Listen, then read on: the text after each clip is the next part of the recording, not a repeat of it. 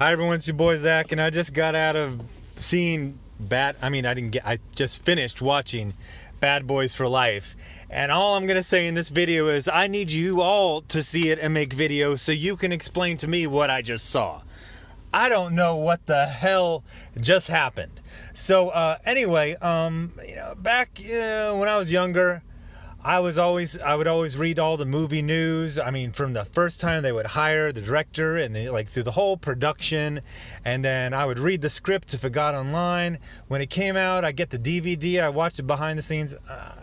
I stopped doing all that stuff like 10 years ago. I'm just like some old man. I don't like the movies just show up in the theaters and I see them or I don't. I didn't know anything about this. I saw the trailer a couple times. I was like, Bad Boys 2, basically one of my favorite movies, basically one of the greatest movies ever made. I'm in. We start off, we get the credits, and I'm seeing the writers. I see Joe Carnahan, and that jogs a little memory, like an old memory from years ago. I go, oh. Didn't they say that he was going to write and direct it? But then it's like that typical blockbuster thing where it's like story by, and then they list 3 or 4 people, and they're like skip script by, and they list another 3 or 4 people, and then you're like, what's going on? And then they give the director, and it's not Michael Bay. And I don't know if it's possible for a brain to have a heart attack, but I tried.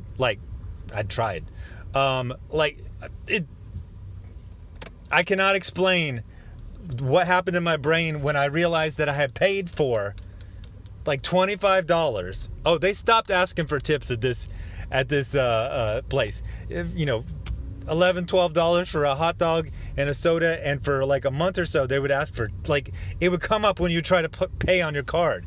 And now when the woman did it, she like reached over and pushed a button to make that part go away, because some people were giving him some business about that.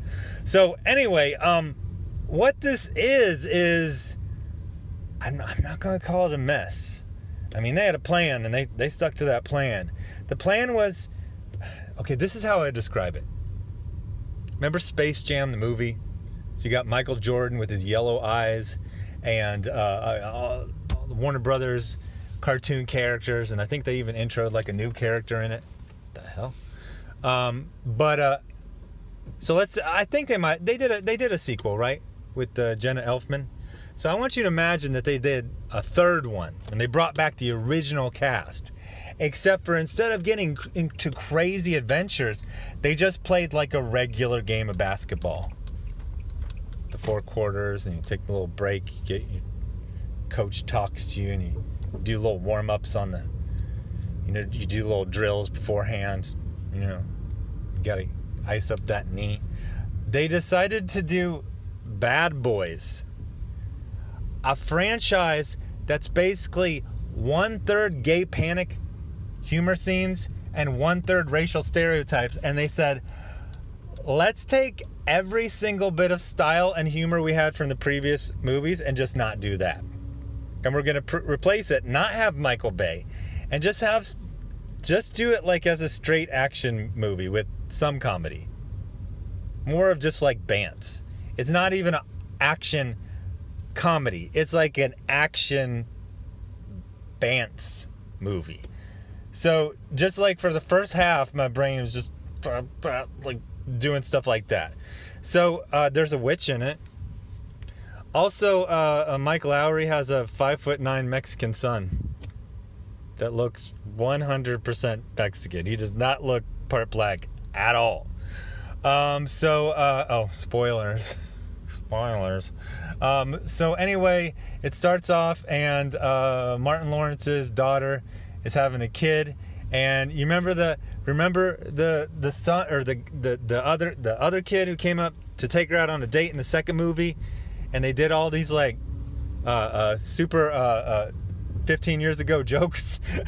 Like I said, basically gay panic and racial stereotypes, and a lot of screaming without spitting. I want, if you notice, I don't know if they CGI. It's hard to scream as much as they do in Bad Boys without a little bit of saliva spray. But you think about it, it's dry screaming. Bad Boys for Life, dry screaming, much better than Bad Boy for Life, just for life. Then that guy ended up marrying her, and he's a Marine now. And if you think, oh, he's probably in some special forces spec ops unit where it's like the military. No, no. See him again at a wedding, and that's it. You're gonna establish okay, no. They don't do nothing with that at all. But it was funny to see that actor, geez, like what, 15 years later, something like that. As for Mike Lowry, Will Smith, he looks the same. He's in good shape. Looks young for his age. Martin, I'm going to need to call an audible here. I need some healthcare professional that services the black communities of Cincinnati and East St. Louis. I'm going to dial down the humor and just be serious. Is that like a diabetes thing? He has the fattest face you've ever seen, but the rest of him it's fat, but it's relatively skinny. Like, he has a skinny neck.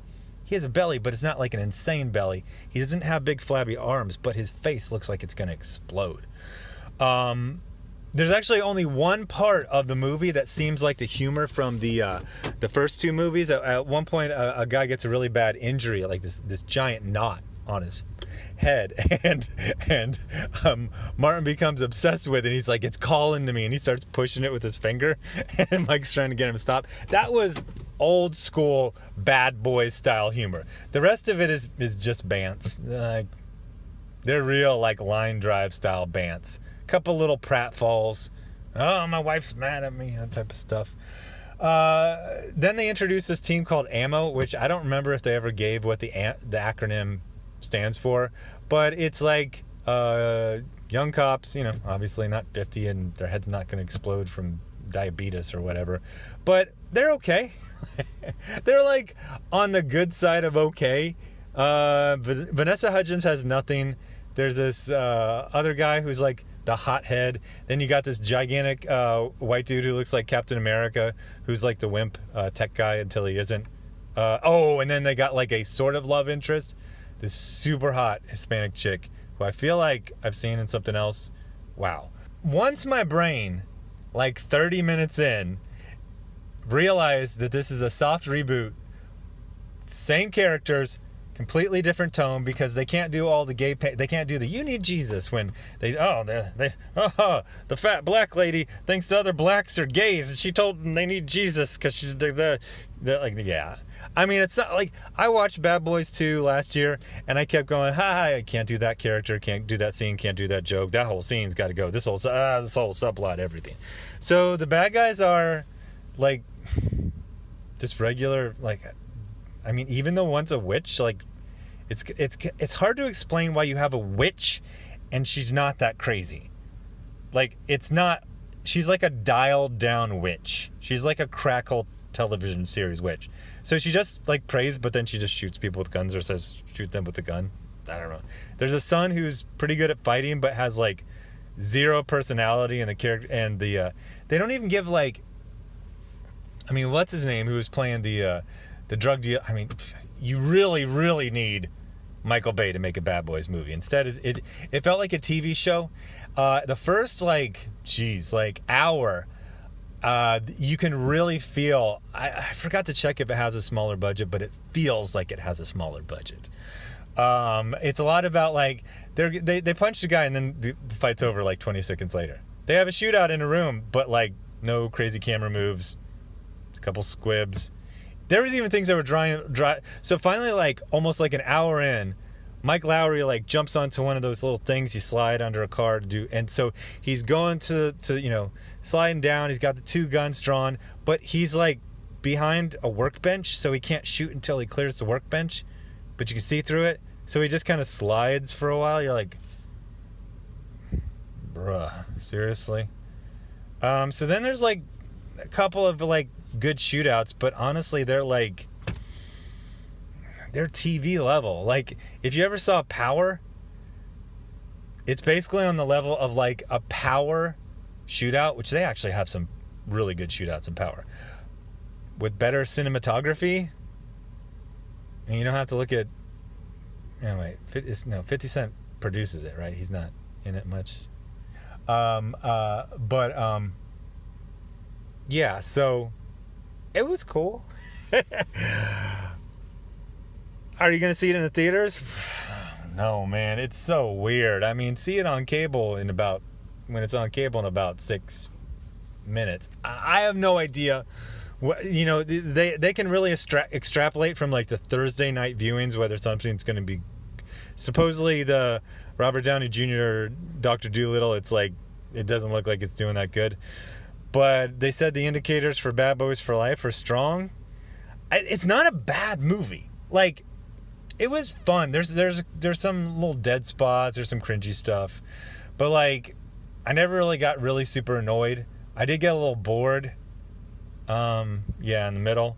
And it's just very, very strange to change something that has like such a strong taste and just take out all the spices, all the fats, and just like, so you're just doing like a moderately budgeted cop movie.